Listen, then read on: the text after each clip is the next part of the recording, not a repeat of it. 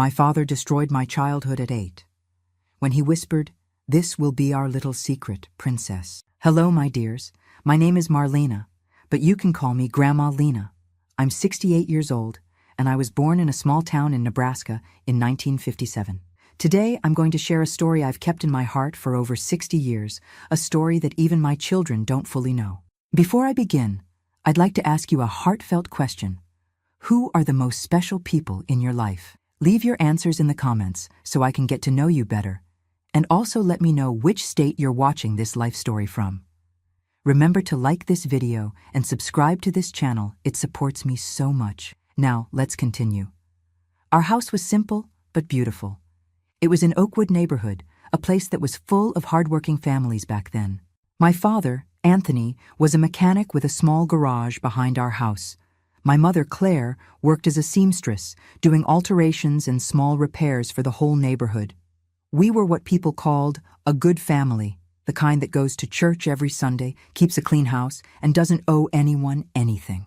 I was an only child. A gift from God, my mother always said. She had suffered 3 miscarriages before me, and doctors told her it was almost impossible for her to have children. When I was born, it was such a big surprise that my parents treated me like a miracle. "Marlena is our treasure," my father would tell visitors.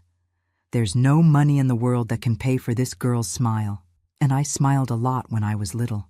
I liked playing with my cloth dolls that my mother made, running around the yard chasing chickens, drawing with chalk on the sidewalk in front of our house. I was a happy child, the kind who believes the world is good and people only want what's best for us. How wrong we were. The first time I noticed something strange, I was 6 years old. I was taking a bath when my father entered the bathroom without knocking. I felt embarrassed, tried to cover myself with my hands, but he said, "Don't be silly, Marlena. I'm your father. You don't need to be shy around me." And he stayed there, watching me bathe, with a smile that today I know wasn't normal. At the time, I thought it was just in my head. After all, he was my father. Fathers protect their daughters. They don't hurt them. When I was 7, the routine of special affection began. My father had always been affectionate, picking me up, hugging me, kissing my cheek. He was loving. Everyone commented on it. "Anthony is such a great dad," the neighbors would say. But gradually, this affection began to change. A hug that lasted too long. A hand that rested where it shouldn't. A kiss that came too close to my mouth. "It's because I love you more than anything in this world," he justified when I became tense. A father has the right to love his daughter however he wants. My mother worked a lot. She left early to pick up and deliver sewing jobs, came home late, often so tired she could barely eat dinner before falling into bed. And my father took advantage of these absences. At first, it was just quick touches. A caress on my back that went too low. A kiss on the cheek that slipped to my neck.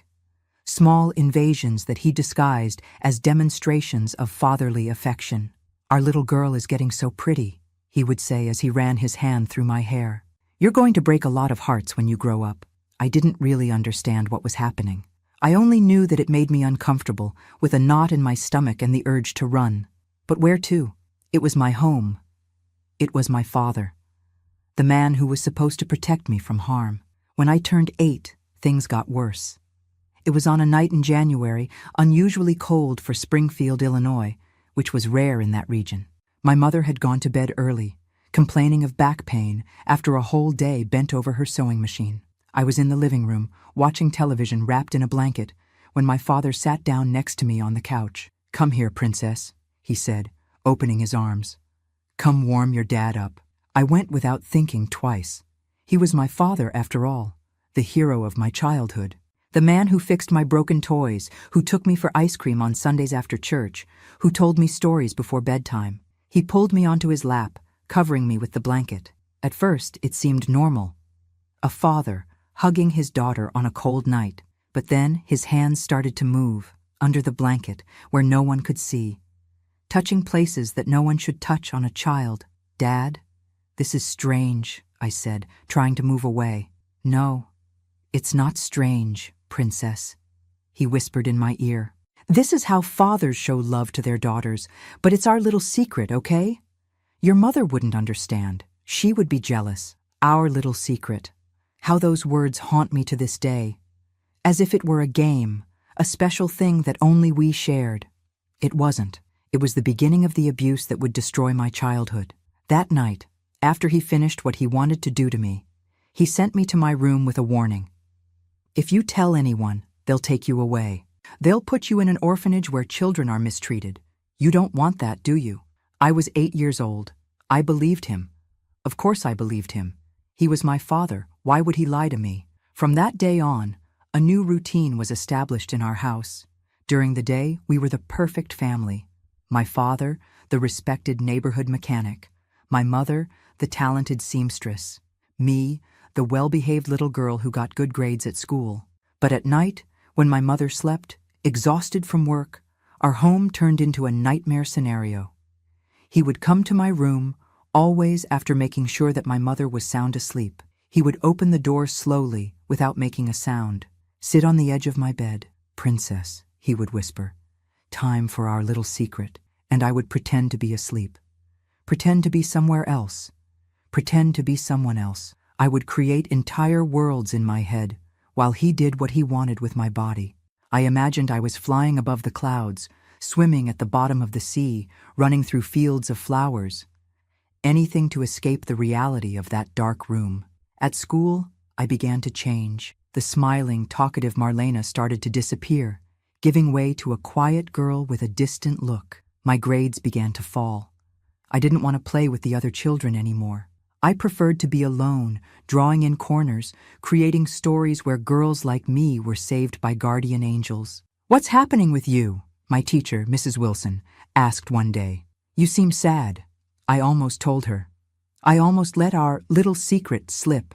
But then I remembered the threat, the orphanage, the mistreatment. And more, what would happen to my mother? She loved my father so much. How would she feel if she knew the truth? "Nothing, teacher," I replied. "I'm just tired." Tired. What a weak word to describe what I felt. I was exhausted. Exhausted from pretending. Exhausted from smiling when I wanted to cry. Exhausted from living two lives, the normal girl during the day, the victim at night. My mother also started to notice the changes. "Marlena, you're losing weight," she would say as she measured my waist for a new dress. "And those dark circles? Aren't you sleeping well?" If only she knew why. If only she could imagine what happened after she closed her eyes, overcome by the day's fatigue. But how could I tell her? How could I destroy our family? How could I make her see that the man she shared her bed with was a monster disguised as a loving father? So I lied. "I'm fine, Mom. I'm just studying a lot." The years went by and the abuse continued. From 8 to 12, I lived a double life. To the world, I was the daughter of Mr. Anthony and Mrs. Clare, a well-mannered girl who helped her mother with the sewing and did well in school, despite the ups and downs. At home, at night, I was the victim of a predator who should have been my protector. My friends, this part of the story is very difficult to tell. Sometimes I feel like the words get stuck in my throat even after so many decades. But I feel I need to share because I know there are many Marlenas out there, suffering in silence, thinking they're alone. They're not. I understand this pain. I went through it. And I'm here to say there is a way out. If you're watching from somewhere in the United States, tell me in the comments. It makes me feel less alone in this journey of sharing my story. And don't forget to leave a like, okay? It helps this grandma reach more people with this message. When I turned 12, something changed in the dynamics of our house. My mother started getting more sewing orders. A store downtown had contracted her services, which meant more money, but also more work. She spent entire days away from home, delivering and picking up jobs. "Take care of Marlena for me," she would ask my father before leaving. "Don't leave her alone." And he would reply, with that smile that gave me chills, "Don't worry, Claire, I'll take care of our princess like no one else." With my mother spending more time away, my father became bolder. He no longer waited for her to fall asleep to come to my room. Now, he approached me as soon as she left. In the bathroom, in the kitchen, in the living room. Any room in the house became the setting for my nightmare. "We're getting closer, aren't we, princess?" he would say as he touched me. "It's our special secret." I was no longer the innocent child who believed everything he said. At 12, I already understood that it was wrong. that fathers shouldn't touch their daughters that way, that this secret was actually a crime, but fear still paralyzed me. Fear of what would happen if I told, fear of destroying our family, fear that no one would believe me. My body began to change. I entered puberty, and that only made the situation worse. My father seemed fascinated by the changes, commenting on them in a way that made me want to disappear. "You're turning into a beautiful young lady," he would say, watching me change clothes through the crack in the door. "Soon, you'll be a woman." The word woman in his mouth sounded like a threat, as if he were counting the days for something worse to happen. And I was counting the days too, but for something else, to grow up, move out, escape that hell. At school, my science teacher explained about child abuse during a class. She talked about inappropriate touches, about adults who take advantage of children, about the importance of telling someone you trust if this happened. I sat frozen at my desk, feeling the blood drain from my face. It was as if she were describing my life, as if she knew my secret. After class, she called me over. "Marlena, are you okay? You turned so pale during the explanation." Again, I almost told her. The words were on the tip of my tongue. "My father has been abusing me since I was 8. Please help me." But then I thought about my mother, how hard she worked to maintain our home, how much she loved my father despite everything. "I'm fine, teacher. Just a little tired. Tired. Always the same excuse. Always the same lie." At 13, I began to resist. Not physically, I was still too afraid for that, but by creating barriers. I locked the bathroom door when I took a shower. I invented headaches when he tried to hug me. I slept with the light on, knowing he preferred darkness for his nightly visits. "You're different, princess," he commented, irritated, after I refused one of his special hugs. "You're pulling away from your father." "I'm growing up," I replied, trying to sound casual. "I'm not a child anymore." That seemed to make him even more irritated. "It doesn't matter how much you grow. You'll always be my little girl." The way he said "mine" gave me chills, as if I were property, an object he could use as he wished. It was during this time that I began to think about running away. I fantasized about catching a bus to Chicago, finding a job, starting a new life away from that house, from that man. But where would a 13-year-old girl go? Who would give a job, housing? I would end up on the streets, or worse, and my mother. How would she be without me?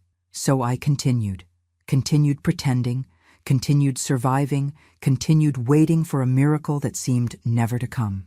At 14, I met Lucy, a new neighbor who moved into the house next door. She was my age, but seemed older, smarter, more experienced.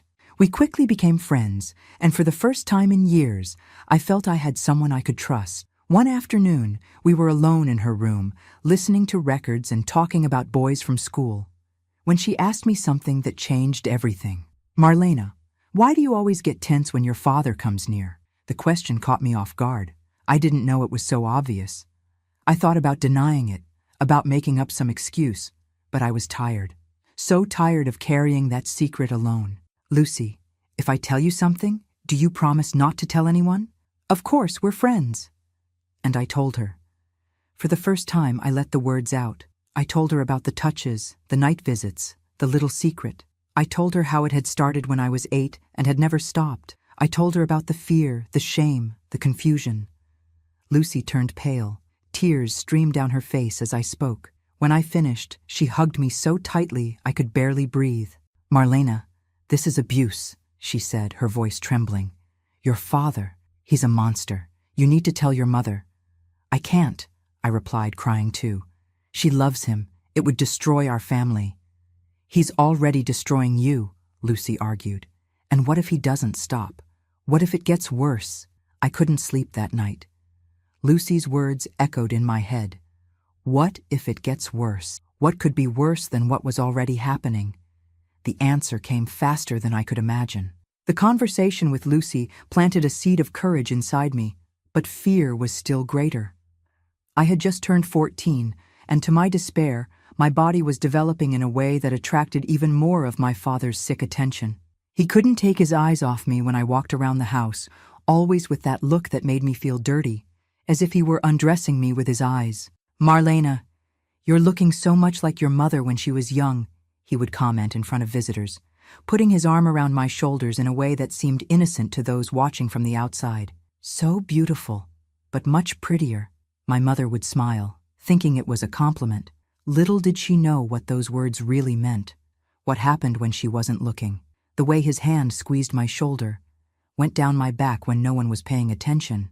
The abuse became more frequent and more intense.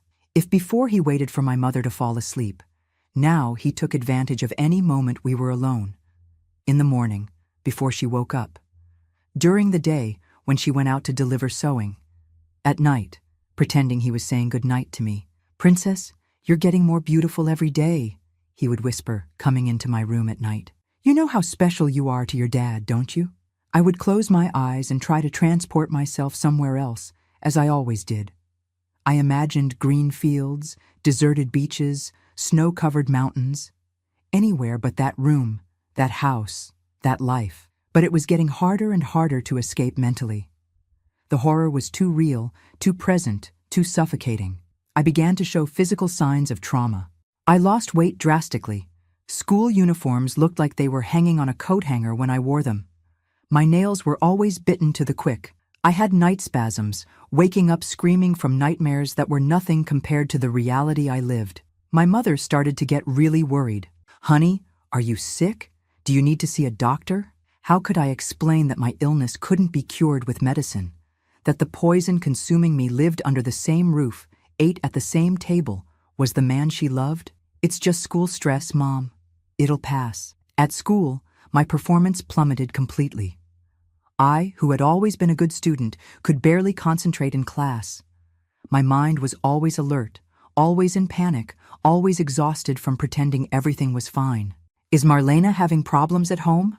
my English teacher asked my mother during a school meeting. "Not that I know of," my mother replied, confused. "We're a peaceful family." Peaceful. How ironic. Our house was a silent battlefield where I fought alone every night against an enemy no one else could see. At 15, the nightmare intensified. My father started following me when I went out with my friends. He would, coincidentally, show up at the ice cream parlor where we were, at the movie theater door, at the park where we chatted. He was watching me, controlling me, as if he was afraid I would tell someone. And I was afraid too. Afraid of what he would do if he knew I had told Lucy. Afraid of what would happen if anyone else found out. Afraid that no one would believe me. "Your father is so attentive," commented a friend from school after he offered to give us a ride. "Always worried about you." If only she knew the true nature of that concern. If only she could see through that mask of a loving father. It was around this time that he started giving me gifts in exchange for the abuse. A new blouse I had commented on in the window display. A pair of shoes that all the girls at school were wearing. A silver bracelet on my birthday. "It's our little secret," he would say, handing me the package after another night of horror. "Your mother doesn't need to know how much it cost." I hated those gifts. Each one was an invisible chain that bound me even more to silence, that transformed me into an accomplice of my own abuse. But I accepted them, because what else could I do? In 1973, when I was almost 16, a family tragedy brought a temporary change to our routine. My maternal grandmother suffered a stroke and needed constant care. My mother decided to spend 2 weeks at her house in Cedar Falls to help. "Will you be okay with your father?" she asked, worried about leaving me. I wanted to scream, "No, take me with you. Don't leave me alone with him." But I just smiled and said, "Of course, Mom. Everything will be fine." Those 2 weeks were the longest of my life. Without the shield of my mother's presence, even if she had never noticed what was happening, my father became even more daring, more violent, more insatiable. "Now it's just the two of us, Princess," he said on the first night after my mother traveled. "You don't have to pretend anymore. You don't have to hide anymore." During the day, I would go to school and stay there as long as possible. I made up group assignments, extracurricular activities, anything to avoid going home. But night always came, and with it, the inevitable. It was during this period that I met Carlos, a boy from school who started showing interest in me. He was kind, respectful, completely different from the man I called father. When he invited me out, I immediately accepted, seeing a chance to escape home for a few hours. We met at the Central Park on a Saturday afternoon. It was my first date, my first attempt to have something normal in life. Carlos held my hand as we walked, bought me ice cream, made me laugh with silly stories about the school's football team. For a few hours, I forgot about my nightmare, forgot about what was waiting for me at home. When he gave me a goodbye kiss, an innocent and sweet kiss, as any teenager's first kiss should be, I felt a mix of emotions. Joy for that moment of normalcy, sadness for knowing that my life was far from normal, and terror when I realized that my father was standing on the other side of the park, watching us. "Who was that boy?" he asked as soon as I entered the house, grabbing my arm with such force that it left marks. "What were you doing with him?" "He's just a friend from school," I replied, trying to break free. "I don't want you meeting boys," he growled. His eyes darkened with anger. "You're my daughter, mine." That word, mine, came out of his mouth like a prison sentence. As if I were an object, property, something he owned and not a person with my own will and desires. "Dad, I'm growing up," I tried to argue, finding courage from somewhere. "It's normal to go out with friends." "Normal?" He laughed, a laugh that froze my blood. "You think you know what's normal? Think you understand the world out there? That boy only wants one thing from you, and you know what it is." The irony of those words hit me like a slap. He, who for years had taken from me what no father should ever want from his own daughter, accusing me of impurity. He, the predator of my childhood, pretending to protect me from imaginary dangers. That night, the punishment for my behavior was the worst abuse I had suffered until then. For the first time, I seriously thought about ending it all. About taking my grandmother's blood pressure pills that my mother kept in the bathroom cabinet and swallowing them all at once. About using my father's razor to cut my wrists. About simply disappearing. But then I thought about my mother, how she would suffer if I left. How she would blame herself, never knowing the truth. And a small part of me, a part that still believed in the future, whispered, "Hold on, one day, this will end." When my mother returned from Cedar Falls, she noticed something was different.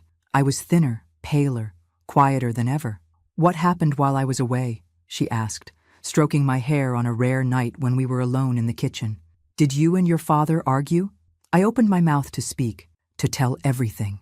The truth was there, ready to come out, to finally be freed after so many years trapped in my throat. "Mom, Dad," but at that moment I heard the front door open. He was home, and fear, that old acquaintance, paralyzed me again. "Nothing, Mom. I just missed you." A few weeks after this episode, Lucy, my friend and only confidant, sought me out with a grave expression. "Marlena, I can't stand seeing what's happening to you anymore. If you don't tell your mother, I'll tell her myself." Panic overtook me. "No, Lucy, you promised. He'll kill me if he knows I told." "He's killing you slowly anyway," she replied, tears streaming down her face. "Look at you. You're withering away, disappearing before our eyes." She was right. Each abuse took a piece of my soul, of my will to live. It was turning me into an empty shell, a ghost of the girl I once was. "Give me some time," I begged. "I'll find a way to tell my mother. But it has to be my way, in my time." Lucy reluctantly agreed, but gave me an ultimatum. "By the end of the month. If you don't tell by then, I will." That ultimatum lit a fuse inside me. I had to act, had to do something. But what? How to break this cycle of abuse that had already lasted almost half my life? That's when I started planning my escape. I gathered the little money I had saved from birthday and Christmas presents. I researched buses to Chicago, where a distant cousin lived. I thought about writing a letter to my mother, explaining everything, leaving it for her to find after I was already far away. But while I was working on this plan, something terrible was being prepared in the shadows. Something that would forever change the course of my life, my mother's life, our entire family. My father must have noticed my restlessness, my whispers with Lucy, my distant looks as I planned my escape. Maybe he noticed the money I hid under the mattress, or overheard a conversation about Chicago. What I know is that he decided it was time to take drastic measures, to ensure my silence once and for all, in the most vile way possible. And so we come to that night. The night that divided my life into before and after. The night that, even after more than 50 years, still makes me wake up screaming in the darkest hours. It was a Friday, August 10th, 1973. I'll never forget that date. It's engraved in my soul like a scar that never completely disappears. I had just turned 16 the previous month. The summer was ending in Springfield, Illinois, those days when the heat was already beginning to show signs during the day. But the nights still kept a freshness that made you sleep well. My mother had gone to visit an important client in the Westwood neighborhood, a wealthy lady who always asked for exclusive dresses. It was a job that paid well, and Mom couldn't refuse. "I'll be back before 10, she promised before leaving, kissing my forehead as she had done since I was little. I stayed at home, alone with him. My stomach was already twisting, just thinking about what was to come. In recent days, my father had been different, quieter, more observant, as if he were planning something. His eyes followed me around the house in a way that was different even from his usual behavior. I decided to stay in my room, door locked, pretending to study for a test. In reality, I was organizing my escape plan. I had collected almost $200, years of savings, hidden coins, some bills I managed to keep from his gifts without him noticing. It wasn't much, but it would be enough for the bus ticket to Chicago and a few days of food until I found my cousin. Around 8 o'clock, he knocked on my door. "Marlena, I made tea for you. Open the door." I found it strange. My father never did anything in the kitchen. That was women's work, as he always said. "I don't want any, Dad. I'm studying." "Come on, princess. It's chamomile tea. It'll help you relax for the test." I know you've been nervous. There was something in his voice, a false sweetness that gave me chills, but I knew that if I didn't open, he would keep knocking, insisting, and eventually lose patience. It was better to deal with him calm than furious. I opened the door just enough to take the cup. "Thank you," I murmured, trying to close it again. But he was faster, putting his foot in the crack. "Aren't you going to drink it in front of me? I made it especially for you." I looked at the yellowish liquid in the cup. It looked normal, ordinary chamomile tea. But something inside me screamed in alert. "I'm busy, Dad. I'll drink it later." "Drink it now," he insisted, and his tone changed. It was no longer a request. It was an order. "I want to see you drinking it." At that moment, I was sure there was something wrong with the tea. But what could I do? If I refused, he could force me. If I threw it away, he would see. I was cornered, as I had always been since I was 8 years old. Then I had an idea. I pretended to bring the cup to my lips, tilting it slowly. "It's hot," I complained, buying time. "Blow on it then," he said, impatient. I made 2 more pretend sips, bringing the cup to my mouth without actually drinking. "It's good, Dad. Thank you." But he didn't move. He stood there, watching, waiting. "Drink it all. I made it for you to relax." I understood that I had no way out. I took a small sip, hoping that whatever it was, in small quantity it wouldn't harm me. The tea had a slightly bitter taste, different from normal chamomile. I hoped it was just my impression. "See? It wasn't so hard," he smiled, finally taking his foot off the door. "Drink the rest and rest a bit. You've been very tense." I closed the door as soon as he walked away and ran to the window. I opened it and threw the rest of the tea into the bushes in the yard. Something told me that drink wasn't just chamomile, and my instinct, developed by years of survival, rarely erred. I went back to my books, to my escape plan, but about 20 minutes later, I began to feel a strange numbness. My vision became slightly blurred, my limbs heavy. Even the little I had drunk was taking effect. I tried to fight against the feeling, getting up, walking around the room, throwing water on my face. That's when I heard the door open. I hadn't realized he had a spare key. How could I have been so careless? "Is the tea taking effect, Princess?" His voice seemed to come from far away, although he was standing at the door of my room. I tried to scream, but my tongue felt like cotton. I tried to run, but my legs didn't obey properly. What did you put in the tea?" I managed to ask, the words coming out slurred. "Just something to help you relax, to enjoy our special moment." Our special moment. Those words caused me a terror, like I had never felt before. This wasn't like the other times. There was something different in his eyes, something calculated, premeditated. I tried to crawl away as he approached, but my body wasn't responding as it should. It was like being trapped inside myself, aware of everything, but unable to react. Dad. No. Please. Shh, Princess. It's going to be different today. Very special. What happened next is difficult to put into words, even after so many years. The drug, which I later found out was a strong sedative mixed with the tea, didn't make me completely pass out.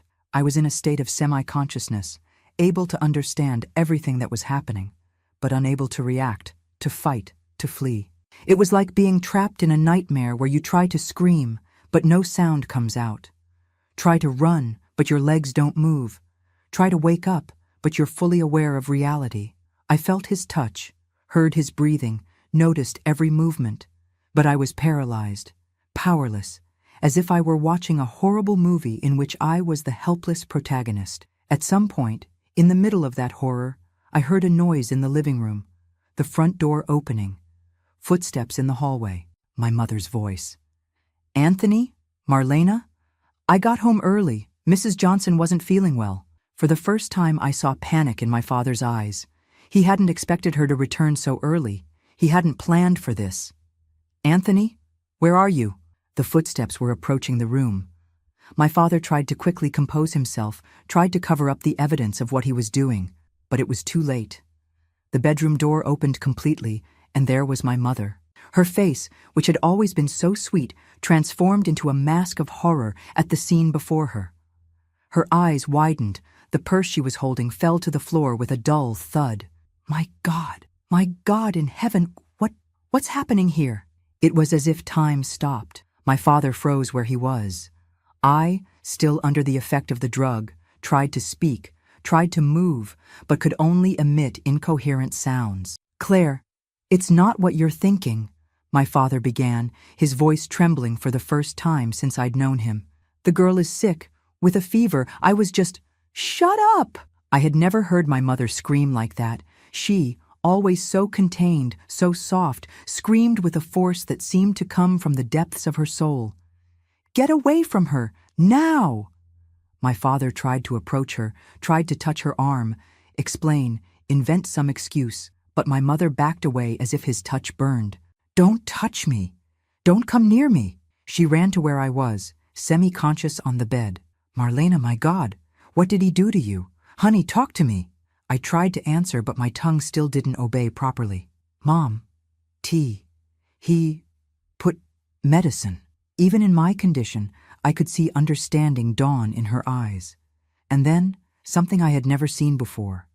Pure hatred, primordial, the kind of fury that only a mother can feel when she realizes her child has been hurt. She turned to my father, who was still trying to explain himself, stammering excuses. What happened next was etched in my memory as if it were yesterday. My mother, that small and delicate woman, flew at him with the force of a lioness. She beat his chest with her fists, scratching, screaming words I had never heard come from her mouth. Monster! Demon! How could you? Your own daughter! My father, caught by surprise, backed up until he hit the wall. I had never seen fear in his eyes before, but at that moment he was terrified. For the first time, he wasn't in control. Claire, you're crazy! You're going to kill me! He shouted as my mother continued her assault. That's the idea, she screamed back. Even in my drugged state, I understood what was happening. My mother could kill my father right then, and she would go to prison for it. Our lives, already shattered, would be completely destroyed. Gathering all the strength I could find, I dragged myself to the edge of the bed and shouted, my voice still slurred from the drug, Mom, stop! He's not worth it. Something in my cry made her pause. She looked at me, then at the scissors in her hand covered with his blood, and then at her own apron, also stained red. My God, what am I doing? Taking advantage of this moment of hesitation, my father ran to the front door. I heard his hurried footsteps, the door opening and closing forcefully. He had fled. My mother dropped the scissors and ran to me, hugging me, crying like I'd never seen before. Daughter, forgive me. Forgive me for not noticing. How could I be so blind? How did I not see what was happening in my own home? I finally managed to hug her back, my arms regaining some movement. It wasn't your fault, Mom. Yes, it was. It was my duty to protect you. And I failed. I failed terribly. We embraced and cried together, two broken hearts trying to comfort each other in the middle of a nightmare. When I finally recovered enough from the drug's effect to speak clearly, I told her everything. From the first inappropriate touch when I was 8 years old to that night. Every abuse, every threat, every manipulation. It was like releasing 8 years of stored poison, of corrosive secrets. My mother listened to everything in silence, tears streaming down her face, occasionally nodding, holding my hands tightly. Why didn't you tell me before, honey? I was afraid. Afraid you wouldn't believe me. Afraid of destroying our family. What family? She asked, her voice bitter. A family built on lies and pain isn't a family. It's a prison. That same night she called the police. When the officers arrived, she told them everything she had seen, everything I had revealed. They took our statements, looking around with serious expressions. Ma'am, you attacked your husband with a deadly weapon, said one of the officers. That's attempted homicide. It was self-defense, my mother replied without hesitation. He was drugging and abusing my daughter. I would do it again if I had to. The other officer, older and with a kinder demeanor, nodded. We'll record it as defense of a minor in a flagrant situation, but we need to take the girl to the hospital for tests. The hospital was another ordeal. Invasive exams, embarrassing questions, looks of pity and judgment. But the important thing is that they confirmed the presence of sedatives in my system and evidence of prolonged abuse. My father didn't return home that night, or the next. In fact, he fled Springfield, trying to escape justice and shame. But he wouldn't get far. That night changed everything. The secret had been exposed, the mask torn off, the monster revealed. And although the pain was immense, although the road ahead seemed frightening and uncertain, for the first time in 8 years, I felt I could breathe. The nightmare wasn't over. In fact, in many ways, it was just beginning. But now I wasn't alone anymore. I had my mother by my side, ready to fight with me, to protect me as she always should have. And that made all the difference in the world. The days following that night were like walking a tightrope over an abyss. Everything we knew as family, as life, had collapsed, and we were trying to find balance amid the rubble. My mother didn't leave my side for a single second during that first week. She slept in the same bed as me, accompanied me to the bathroom, waited at the school gate when classes ended. It was as if she was trying to make up in days for what she hadn't noticed in years. I won't fail you again, she repeated, holding my hands in hers. Never again. The news spread through the neighborhood like wildfire. The neighbors, who used to smile and wave, now closed their curtains when we passed by. Some, especially the older ones, looked at my mother with disapproval, as if she had betrayed her husband by reporting him, not the other way around. Don't look at them, my mother would say when she noticed my discomfort with the stairs. They know nothing. They haven't lived what we've lived. My father was found 3 days later in Peoria, a city about 75 miles from Springfield. He was hiding at a cousin's house, planning to flee to Indiana. The police arrested him without resistance. According to the report, he seemed resigned, as if he knew he couldn't escape forever. When I heard about the arrest, I felt a confusing mix of emotions. Relief knowing he couldn't hurt me anymore. Anger for all the years of abuse. Sadness for what could have been and never was. And as strange as it seems, a tiny bit of guilt. That irrational guilt that victims carry, as if somehow they were responsible for their own suffering. You have no blame for anything, Lucy would tell me whenever she noticed this feeling in me. He was the adult. He was your father. All the blame is his. The legal process began in September 1973.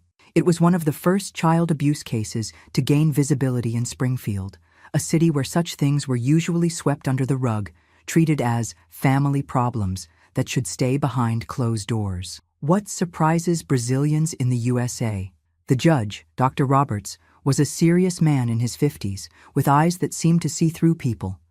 When I entered the courtroom for the first time, trembling and frightened, he looked at me with a kindness I hadn't expected. I know it's difficult to be here, he said, his voice calm and measured. "But you're doing the right thing. You're protecting not only yourself, but other children who could be victims in the future." I had never thought of it that way. That my pain could, somehow, prevent the pain of others. That my voice, silenced for so long, could now make a difference.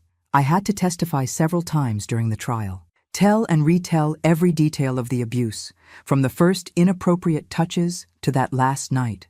It was like reliving the trauma repeatedly, ripping bandages off wounds that had barely begun to heal. My father's lawyer, Mr. Peterson, was a thin man with small, voracious eyes. His strategy was clear from the beginning. Discredit me, insinuate that I was making up stories, suggest that I was a troubled teenager wanting attention. "Don't you find it strange that you never told anyone in all these years?" he would ask, his voice loaded with forced disbelief. "Not your mother? Not teachers? Not doctors?" "I told my friend Lucy," I replied, my voice trembling but determined.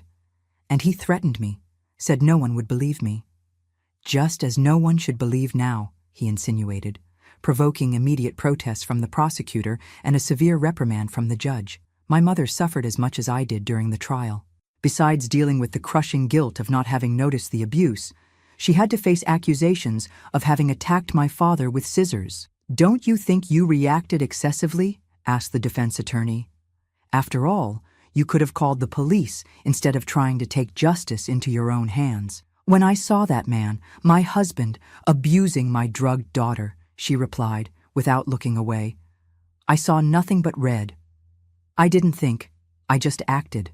Any mother would have done the same. The trial dragged on for almost 6 months. 6 months of coming and going to the courthouse, of painful testimonies, of invasive questions, of looks of pity and judgment. 6 months in which I had to relive the worst period of my life, under the scrutiny of strangers. School became a minefield. Some classmates kept their distance, as if abuse was contagious. Others whispered in the hallways when I passed by. There were even those who said I had provoked my own father, that I had asked for it somehow. "Don't listen to them," Lucy would say, my faithful shield in the midst of the storm. "They're ignorant. They don't know what they're talking about." But the words hurt anyway. Each whisper, each look, each muffled laugh was like salt in open wounds. The teachers tried to help in their own way. Some were too kind, treating me as if I were made of crystal, about to break at any moment. Others pretended nothing had happened, in a clumsy attempt at normalcy. The principal, Mrs. Johnson, called me to her office one day and said something I've never forgotten. "Marlena, what happened to you was terrible, but it doesn't define who you are or who you will become. Remember that." In the midst of all this, my mother and I had to reinvent our lives from scratch. The mechanic shop that my father maintained behind our house was our main source of income. With him in jail, we were left with only her sewing work, which barely paid the bills. "I'll need to work more," she said, deep dark circles marking her once vibrant face. "I'll take more orders, work longer shifts. I can get a job after school," I suggested, wanting to ease her burden. "No," she was firm. "Your only obligation now is to study and heal. Let me take care of the rest." And so she did. She would wake up at 5 in the morning, sew until it was time to take me to school, then continue until late at night. Gradually, her clientele increased. Doctors' wives, lawyers' wives, women from Springfield society who admired her work and, in some cases, her courage. "Your mother is a warrior," said Mrs. Olson, one of her oldest clients, when she came to pick up a dress at our house. "Not every woman stands up to her husband and society to protect her daughter." In December 1973, the sentence finally came. My father was sentenced to 12 years in prison for statutory rape and other related crimes. The judge made a point of emphasizing the seriousness of the case and the abuse of trust involved. Brazil: history, map, culture, population, and facts. Britannica: society entrusts parents with the most sacred of missions to protect and educate their children, said Judge Roberts in reading the sentence. When that trust is broken in the vilest way possible, justice must be rigorous and exemplary. When we left the courthouse that day, I felt as if an enormous weight had been lifted from my shoulders. He was in prison. He could no longer hurt me. Justice had been done, at least on paper, but the healing journey was just beginning. At the suggestion of the social worker who followed our case, I began therapy with Dr. Martha, a psychologist specializing in childhood trauma. At first, it was difficult to talk. The words got stuck in my throat. The feelings were too nebulous to be translated into coherent sentences. "There's no need to rush," Dr. Martha would tell me, with that calm voice that became my safe harbor. "Healing is not a straight line. There are good days and bad days. The important thing is to move forward, one step at a time, one step at a time." That became my mantra in the months that followed. When nightmares woke me in the middle of the night, sweating cold and screaming. When panic attacks left me breathless in the middle of class. When the mere sight of a man who resembled my father made me freeze in terror. One step at a time. My mother also started therapy. Guilt was consuming her, turning her black hair into gray strands almost overnight. She blamed herself for not noticing, for not protecting me, for bringing that man into our lives. "It was never your fault," I would repeat, in a role reversal where the daughter tried to comfort the mother. "You didn't know. And when you found out, you did everything right." In January 1974, we made a difficult but necessary decision to sell our house. Those walls held too many memories, too much pain. Each room was a trigger, each corner a reminder of what had happened there. We got a good price. Ironically, the scandal had increased the property's value in the eyes of morbid buyers. With the money, we rented a small apartment on the other side of town, near downtown, where no one knew us, where we could start over without the weight of stares and whispers. The move was like a purification ritual. We left behind furniture, objects, everything that might carry the energy of that house, of that man. We bought new things, simple but ours, not contaminated by the past. My mother transformed the living room of the apartment into her sewing workshop. She bought a new, more modern machine and began to accept more complex orders. Wedding dresses, tailored suits, clothes that required technique and patience. "I'm thinking of taking a fashion course," she told me one night, as she sewed a delicate embroidery. "Maybe open my own atelier one day with my name on the door." It was the first time in months that I saw her dreaming about the future. It was like seeing a flower growing through concrete, unlikely, but beautiful in its resilience. I also began to rebuild myself piece by piece. I went back to drawing, a hobby I had abandoned during the years of abuse. I started writing in a diary, pouring onto the pages feelings I still couldn't fully verbalize. School continued to be a challenge, but I found refuge in the library. Among books, no one looked at me strangely or whispered behind my back. There, I could lose myself in other lives, other stories, temporarily escape my own reality. It was in the library that I met Robert, the new literature teacher. Recently graduated, full of innovative ideas, he organized a book club that quickly became my favorite moment of the week. "You have a very interesting critical eye," he told me after a discussion about Mark Twain. "Have you ever thought about studying literature?" I had never thought much about the future. For years, my only concern had been surviving the present. But that question opened a door I didn't know existed. A future, possibilities, choices. "Maybe," I replied, feeling a spark of hope light up somewhere inside me. As 1974 progressed, our new life began to take shape. The apartment, once strange and impersonal, now had our style. Plants in the windows, pictures on the walls, the smell of home cooking permeating the rooms. A home, not just a place to live. My mother's sewing workshop prospered. She made clothes for the wives of the most important men in the city, creating a reputation for excellence and discretion. Some of these women became more than clients. They became friends, confidants, support in difficult times. I had improved in therapy, although I still had bad days. The nightmares were less frequent, the panic attacks more controllable. I began to prepare for college entrance exams, dreaming of university, of a career, of a life that was truly mine. In August 1974, we received news that shook our newly won stability. My father had filed for a sentence review, claiming good behavior and remorse. "He can't get out," I panicked upon hearing the news. "Not after just 1 year, not after everything he did." "He won't get out," my mother promised, with a determination that left no room for doubt. "I'll hire the best lawyer. I'll go to the press if necessary. He will serve every day of those 12 years. And so she did. She saved, worked overtime, sold jewelry she still kept from her married days, and hired Mr. Davidson, a renowned criminal lawyer. Together they gathered evidence, testimonies, everything that could ensure the request would be denied. In November, the judge's response came. Request denied. My father would remain in prison, serving his sentence in full. It was another moment of relief, another small victory in our journey of reconstruction. But the psychological impact of that scare was great. I realized that, even imprisoned, he still had power over us. He could still generate fear, anxiety, destabilize the fragile peace we had built. I don't want to live like this, I confided to Dr. Martha in a session. I don't want every news about him, every legal move, every year that passes to make me relive everything again. And how do you want to live?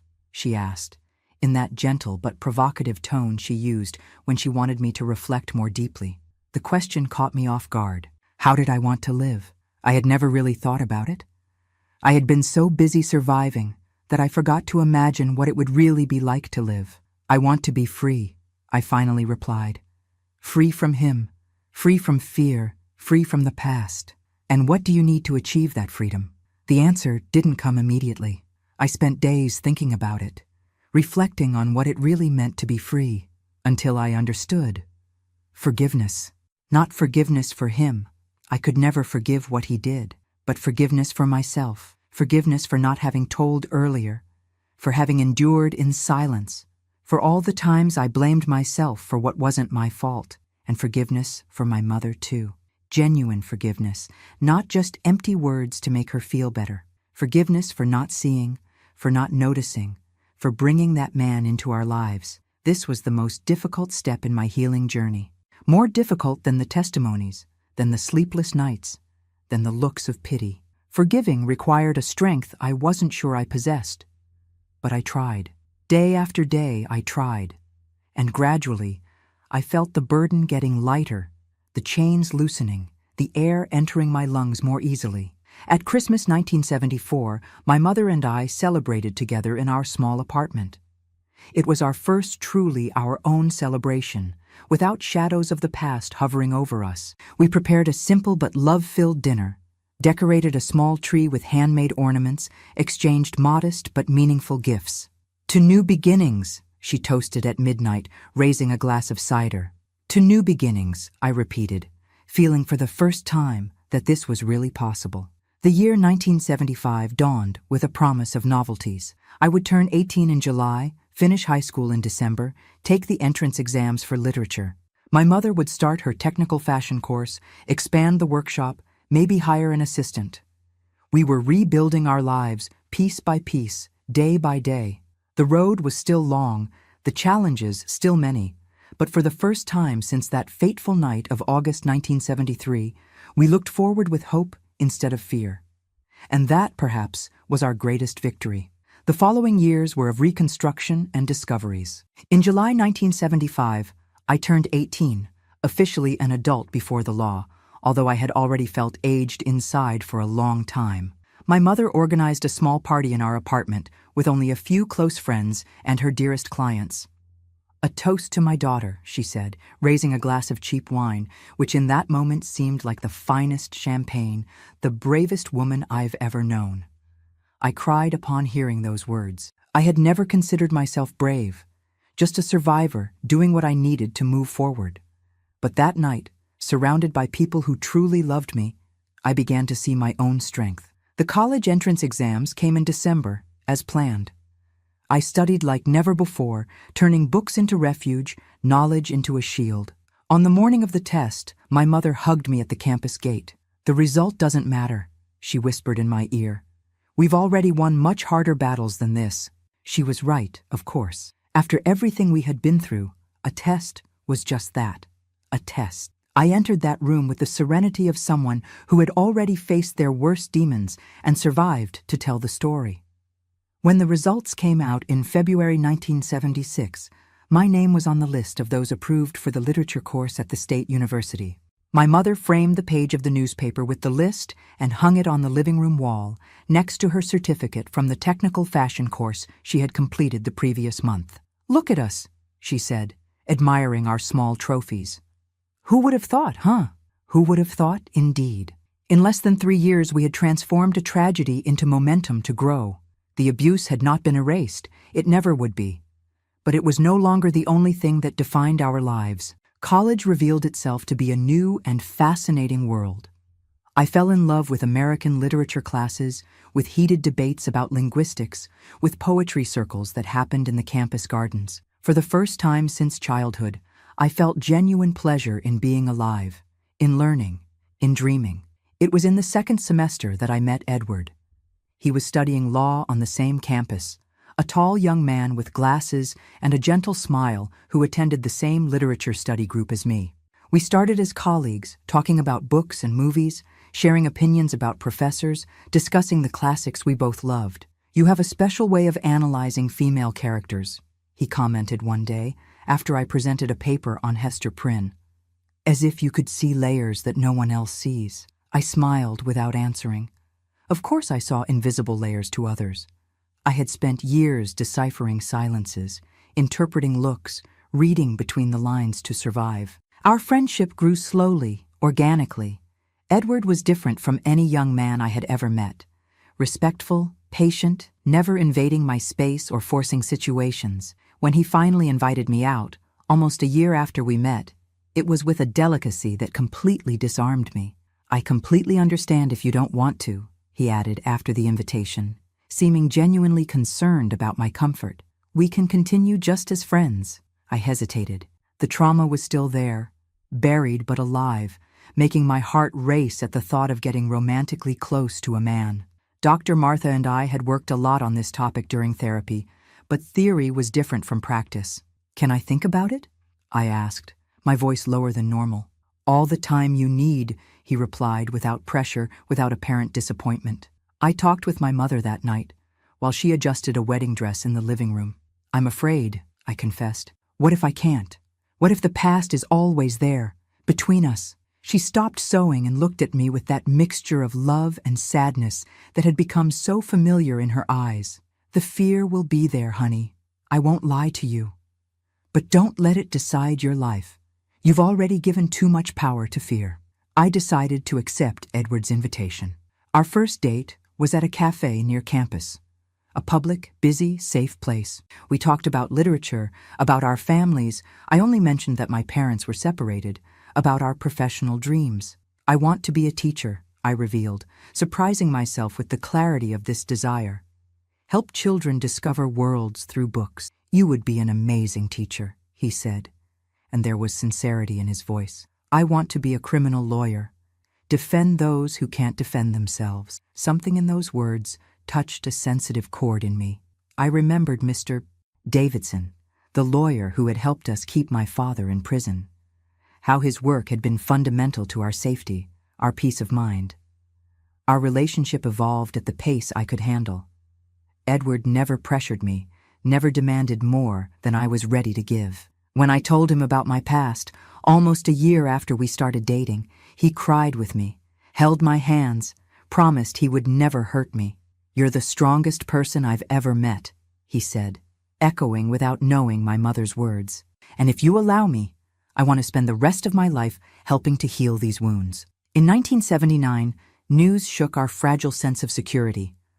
My father had obtained a sentence reduction for good behavior and would be released in a few months. The news hit me like a punch to the stomach. The nightmares, which had considerably diminished, returned full force. "He can't find us," I told my mother in panic. "He can't know where we are."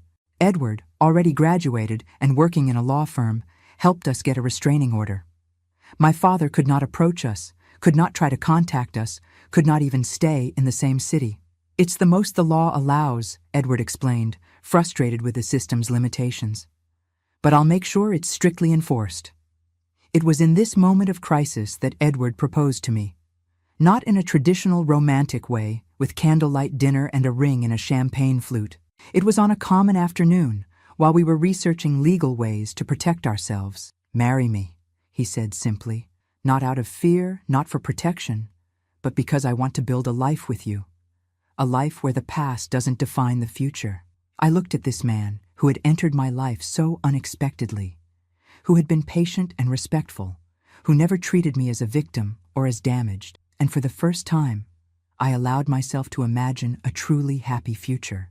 Yes, I answered, tears flowing freely. I want to build that future with you. We married in a simple ceremony in January 1980. Only close friends, some colleagues from my mother's workshop, professors from college who had become important mentors. I wore a dress made by my mother, of course, her most precious gift, on which she worked for months, sewing not only fabric, but hopes and blessings into every stitch. Be happy, my daughter, she said while adjusting my veil. Be so happy that the past seems just a distant nightmare. Our apartment was in Chicago, where Edward had secured a position at a large law firm specializing in human rights. Leaving Springfield was painful. It meant separating from my mother for the first time, but she insisted it was the best path. I'll visit you often, she promised, and you'll have your own life, your own space. That's how it should be. The first months of marriage were a constant learning experience, learning to trust, to lower my guard, to accept love without fear. Edward was my partner in this journey, respecting my limits, celebrating each small victory over trauma. I got my first job as a teacher at an elementary school in the Chicago suburbs. Children from humble families, many with life stories as difficult as or more difficult than mine. I found purpose there, using my own scars to recognize silenced pains, to offer the support that I myself had taken so long to find. In 1982, I discovered I was pregnant. The news brought a storm of contradictory emotions: joy, fear, hope, terror. What if I didn't know how to be a mother? What if my past interfered with how I would raise my child? You'll be a wonderful mother precisely because of your past, not despite it, Edward assured me, holding my trembling hands. You know, more than anyone, the importance of protecting, respecting, loving unconditionally. My mother came to live with us in the last months of pregnancy. Her workshop in Springfield had prospered to the point where she could leave it in the care of her assistants for a few months. Her presence was a balm for my insecurities. I'm so afraid of failing as a mother, I confessed one night, caressing my huge belly.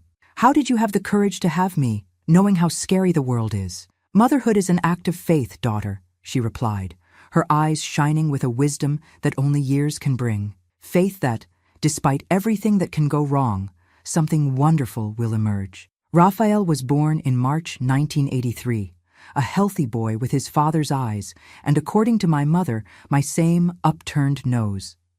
The moment I placed him in my arms, something healed inside me.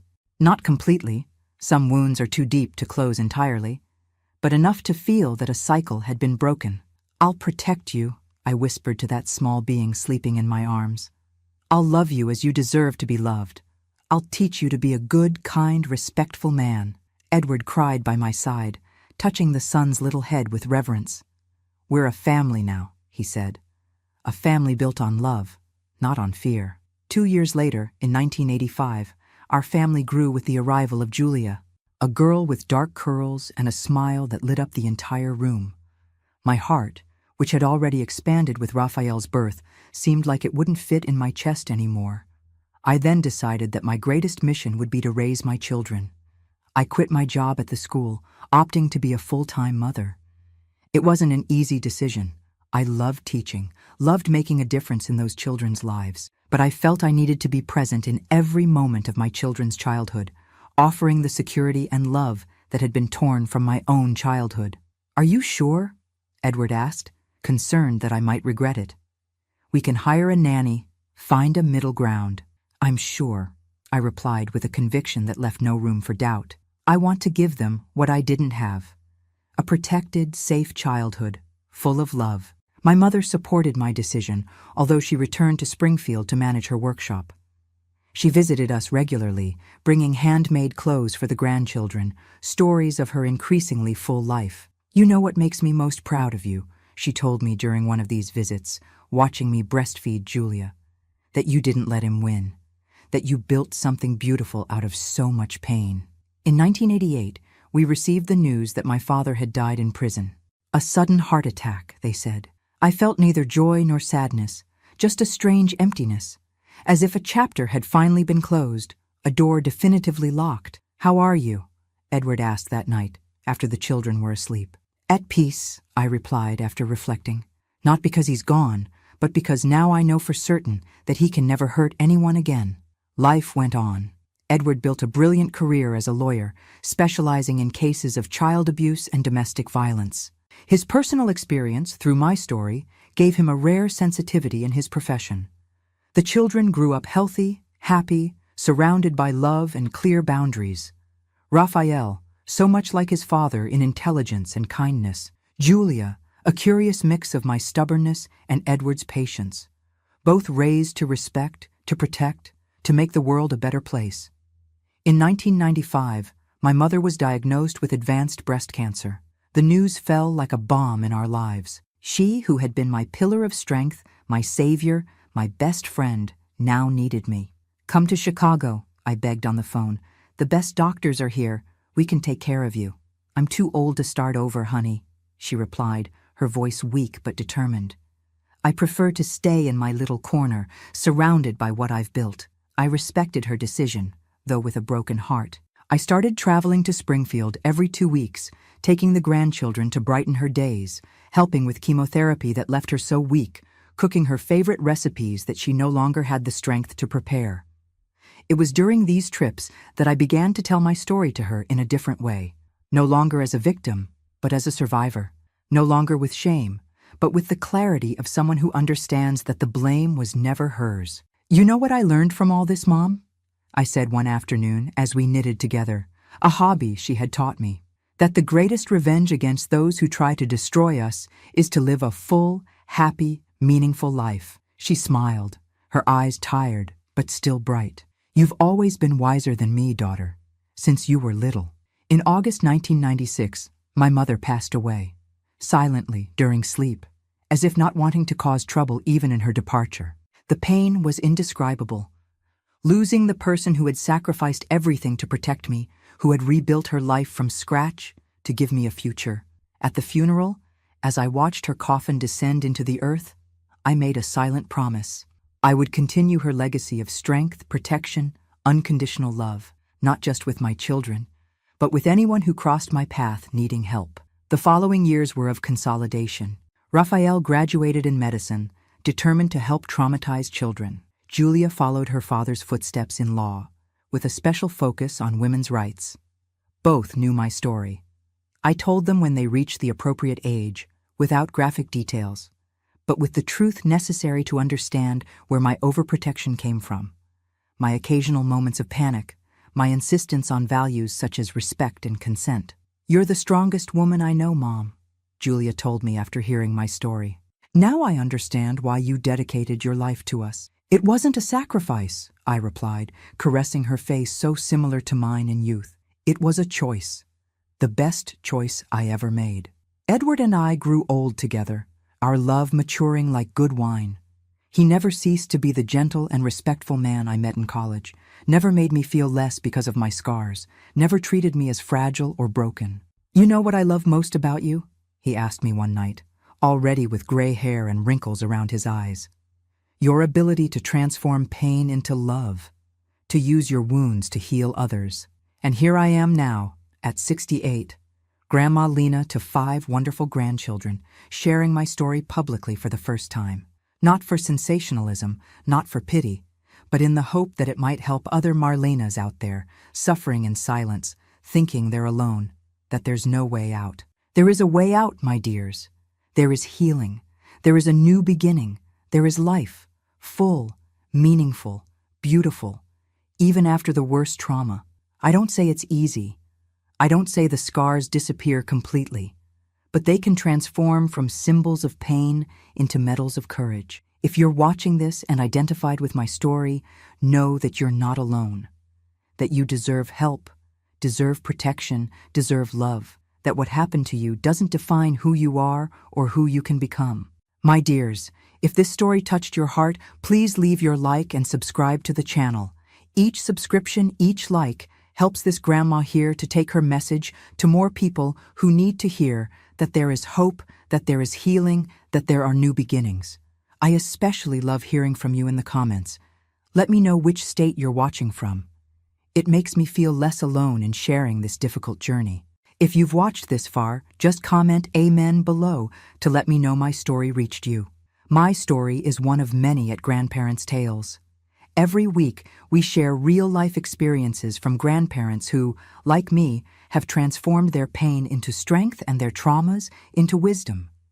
Our community understands what it means to rebuild a life after difficult experiences. A loving embrace from this grandma who learned that our scars, when accepted and understood, don't weaken us. They give us a special kind of strength that only those who have survived the worst can understand. Thank you for listening to my story. Remember, no matter what darkness you've experienced, there is always a path to light. You are never alone.